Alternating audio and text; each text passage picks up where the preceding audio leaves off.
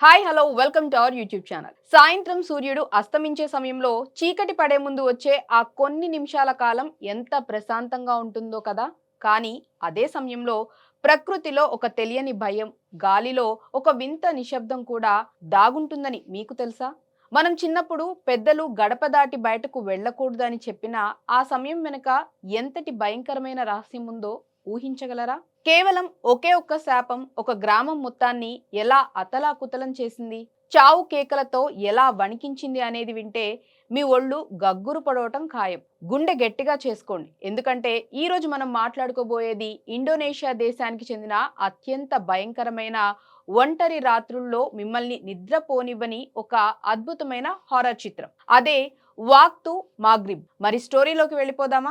ఇండోనేషియాలోని ఒక చిన్న మారుమూల గ్రామం. చుట్టూ దట్టమైన అడవులు, ఎత్తైన చెట్లు, పచ్చని పొలాలు ఉంటాయి. చూడ్డానికే ఆ ఊరు ఎంతో ప్రశాంతంగా కనిపిస్తుంది. కానీ ఆ ప్రశాంతత వెనుక ఒక పెద్ద భయం దాగి ఉంది. ఆ ఊరి ప్రజలు ఒక నమ్మకాన్ని బలంగా నమ్ముతారు. సూర్యుడు అస్తమించే సమయాన్ని, అంటే సాయంత్రం ప్రార్థన సమయాన్ని మాగ్రిబ్ అంటారు. ఆ సమయంలో పిల్లలు ఎవరు బయట తిరగకూడదు, ఇళ్లలోనే ఉండాలి. కిటికీలు, తలుపులు అన్ని మూసివేసుకొని ఉండాలి. ఎందుకంటే ఆ సమయంలోనే దుష్ట శక్తులు, దయ్యాలు ఊరిపై దాడి చేస్తాయని వారి నమ్మకం.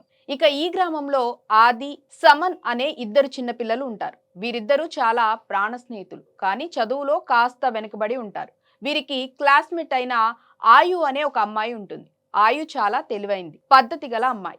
ఆది, సమన్ ఇద్దరు ఎప్పుడు అల్లరి చేస్తూ హోంవర్క్ చేయకుండా స్కూల్కు వస్తూ ఉంటారు.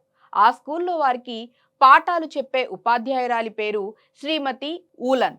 ఆమె చాలా కఠినంగా ఉంటుంది. క్రమశిక్షణ తప్పితే అస్సలు ఒప్పుకోదు. ఒకరోజు ఆది, సమన్ ఇద్దరు ఆలస్యంగా స్కూల్కి వస్తారు. హోంవర్క్ కూడా చేయలేదు. దాంతో ఊలన్ టీచర్ వారిద్దరిని ఎండలో నిలబెట్టి కఠినమైన శిక్ష విధిస్తుంది. పొలాల్లో పనిచేస్తూ నడుము నొప్పితో బాధపడే ఆ పిల్లలకు ఆ శిక్ష చాలా నరకంగా అనిపిస్తుంది.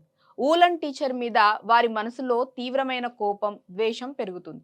ఆ కోపంలోనే వారు టీచర్ను మనస్ఫూర్తిగా శపిస్తారు. ఆ రోజు సాయంత్రం అవుతుంది. ఆకాశం ఎర్రగా మారుతుంది.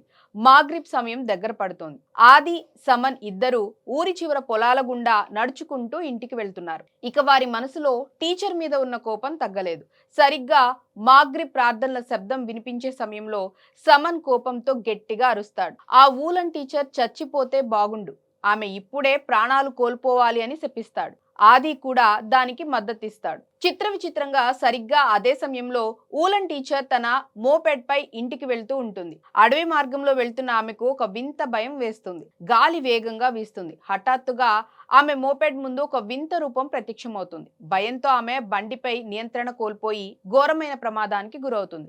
ఆమె అక్కడికక్కడే విగత జీవిగా పడిపోతుంది. ఇక మరుసటి రోజు ఉదయం ఊలన్ టీచర్ చనిపోయిందనే వార్త ఊరంతా దావనంలా వ్యాపిస్తుంది. ఈ వార్త వినగానే ఆది, సమన్ ఇద్దరు షాక్ కి గురవుతారు. తాము మాగ్రిబ్ సమయంలో శపించడం వల్లే టీచర్ చనిపోయిందని వారు గ్రహిస్తారు. ఆ క్షణం నుండి వారి జీవితాలు నరకంగా మారిపోతాయి. ముఖ్యంగా సమన్ కు వింత వింత శబ్దాలు వినిపించడం మొదలవుతాయి. రాత్రిపూట అతని గది కిటికీ బయట ఎవరో నిలబడ్డట్లు, ఊలన్ టీచర్ ఆత్మ తలుపును తడుతున్నట్లు అనిపిస్తుంది. ఒక రాత్రి సమన్ నిద్రపోతుండగా అతని మంచం కింద నుండి ఒక చేతి వేళ్లు బయటికి వస్తాయి. భయంతో లేచిన సమన్ కు ఊలన్ టీచర్ దయ్యం రూపంలో కనిపిస్తుంది. ఆ దయ్యం సమన్ ను వెంటాడటం మొదలు పెడుతుంది. దీంతో సమన్ మానసిక స్థితి పూర్తిగా దెబ్బతింటుంది. అటు ఆది కూడా భయంతో వణికిపోతూ ఉంటాడు. కానీ సమన్ పరిస్థితి మరింత ఘోరంగా మారుతుంది. ఒకరోజు రాత్రి మాగ్రిబ్ సమయంలో సమన్ తన ఇంటి నుండి మాయమైపోతాడు. ఊరి ప్రజలంతా వెతికితే అతను అడవిలో ఒక పాడుబడిన బావి దగ్గర పిచ్చివాళ్లా ప్రవర్తిస్తూ కనిపిస్తాడు. అతని ఒళ్లంతా గాయాలు ఉంటాయి. ఏదో దుష్టశక్తి అతని శరీరాన్ని ఆవహించినట్లు ప్రవర్తిస్తాడు. సమన్ను కాపాడుకోవటానికి అతని తండ్రి, ఊరి పెద్దలు మంత్రగాడిని పిలిపిస్తారు. కానీ ఆ దుష్టశక్తి చాలా శక్తివంతమైంది. సమన్ నోటి నుండి మనుషులవి కాని వింత శబ్దాలు వస్తాయి. ఆయు, ఆది ఇద్దరు తమ స్నేహితుణ్ణి చూసి ఏడుస్తూ ఉంటారు. ఆయుకు అనుమానం వచ్చి ఆదిని గట్టిగా నిలదీస్తుంది. అప్పుడు ఆది అసలు నిజం చెప్తాడు. మాగ్రిబ్ సమయంలో తాము టీచర్ను శపించామని, అందుకే ఇదంతా జరుగుతుందని ఒప్పుకుంటాడు. ఈలోగా ఊరిలోకి ఒక కొత్త ఉపాధ్యాయుడు వస్తాడు. అతని పేరు ఆదిత్య. అతను సైన్స్ ను నమ్ముతాడు. ఇలాంటి మూఢనమ్మకాలను అస్సలు నమ్మడు. పిల్లల ప్రవర్తనలో మార్పును గమనించి ఊలన్ టీచర్ మరణం వెనుక ఉన్న రహస్యాన్ని తెలుసుకోవటానికి ప్రయత్నిస్తాడు. కానీ అతనికి కూడా ఊరిలో వింత అనుభవాలు ఎదురవుతాయి. రాత్రి వేళల్లో పాఠశాల గదుల్లో బెంచీలు తమంతట తామే కదలటం, గోడలపై రక్తం మార్కులు కనిపించటం ఆదిత్యను భయపెడతాయి. సమన్ పరిస్థితి క్షణక్షణం దిగజారుతూ వస్తుంది. ఒకరోజు రాత్రి అతని శరీరం గాల్లోకి లేస్తుంది.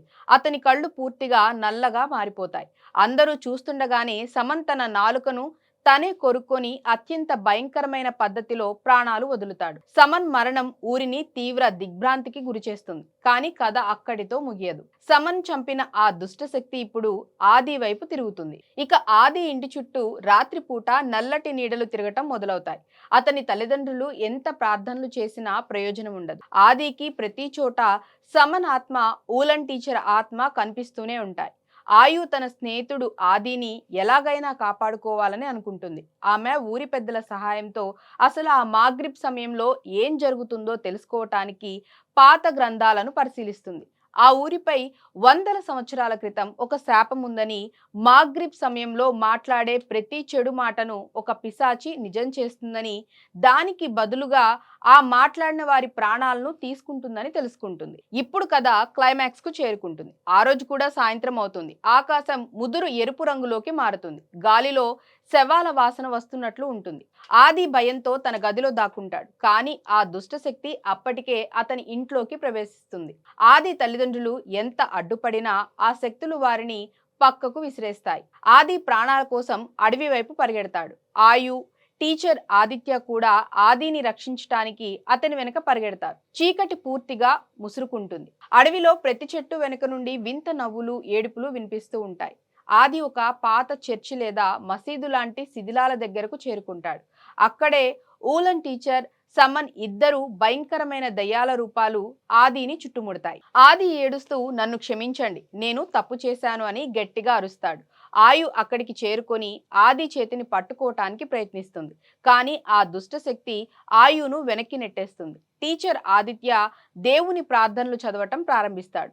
ఆ ప్రార్థనల శబ్దానికి ఆ దయ్యాలు కాస్త వెనక్కి తగ్గుతాయి, కానీ పూర్తిగా వెళ్ళవు. ఆ దుష్ట పిశాచి ఆది శరీరాన్ని తన వశం చేసుకుంటుంది. ఆది కళ్ళు నల్లగా మారిపోతాయి. అతను నవ్వుతూ ఒక పదునైన కత్తిని తీసుకొని తన గొంతును తానే కోసుకోవటానికి సిద్ధపడతాడు. ఆయు గట్టిగా ఏడుస్తూ తమ స్నేహాన్ని గుర్తు చేస్తూ దేవుణ్ణి మనస్ఫూర్తిగా వేడుకుంటుంది. చివరి క్షణంలో మాగ్రిబ్ సమయం ముగిసి పూర్తి రాత్రి ప్రార్థనల సమయం ప్రారంభమవుతుంది. ఆ శబ్దానికి ఆ దుష్టశక్తి ఆదిని వదిలేసి గాల్లో కలిసిపోతుంది. ఆది కింద పడిపోతాడు. అతను బతికాడా లేదా అనేది చూస్తే అతను స్పృహ తప్పి ఉంటాడు, కానీ ప్రాణాలతోనే ఉంటాడు. కానీ సినిమా ఇక్కడే ఒక పెద్ద ట్విస్ట్ ఇస్తుంది. ఆది బతికినట్లు అనిపించినా అతని కళ్ళలో ఆ దుష్టశక్తి తాలూకా ఆనవాళ్లు ఇంకా మిగిలే ఉంటాయి. ఆ ఊరిపై ఉన్న శాపం పూర్తిగా తొలగిపోలేదు, కేవలం వాయిదా పడిందంతే. ఊరి ప్రజలు ఇప్పటికే మాగ్రిబ్ సమయంలో బయటకు రావటానికి వణుకుతూనే ఉంటారు. ఆ నిశ్శబ్ద వాతావరణంలో మళ్ళీ ఎప్పుడు ఎవరు ఏ తప్పు మాట్లాడతారో, ఏ వినాశనం వస్తుందో అనే భయంతో కథ ఎండ్ అవుతుంది. ఈ కథ మనకి చెప్పేది ఏంటంటే, మన నోటి నుండి వచ్చే మాటలకు చాలా శక్తి ఉంటుంది. ముఖ్యంగా కోపంలో ఉన్నప్పుడు, ప్రకృతిలో మార్పులు జరిగే సంధ్యా సమయంలో మనం మాట్లాడే ప్రతి మాట మన భవిష్యత్తును శాసిస్తుంది. అందుకే పెద్దలు ఎప్పుడు నోటిని అదుపులో ఉంచుకోవాలని, శుభం పలకాలని చెప్తారు. ఒక చిన్న కోపం, ఒక చిన్న శాపం ఎంతటి వినాశనానికి దారి తీస్తుందో ఈ సినిమా మనకు కళ్లకు కట్టినట్లు చూపిస్తుంది. సో ఫ్రెండ్స్, ఈ భయంకరమైన ఒళ్ళు గగ్గురు పొడిచే వాక్ టు మాగ్రిబ్ సినిమా కథ ఎలా అనిపించిందో కామెంట్స్ లో చెప్పండి. అండ్ అలాగే వీడియో నచ్చితే మా ఛానల్ ని లైక్ చేయండి, షేర్ చేయండి, సబ్స్క్రైబ్ చేయటం మర్చిపోవద్దు. మరొక ఇంట్రెస్టింగ్ అప్డేట్ తో మళ్ళీ కలుద్దాం. బాయ్.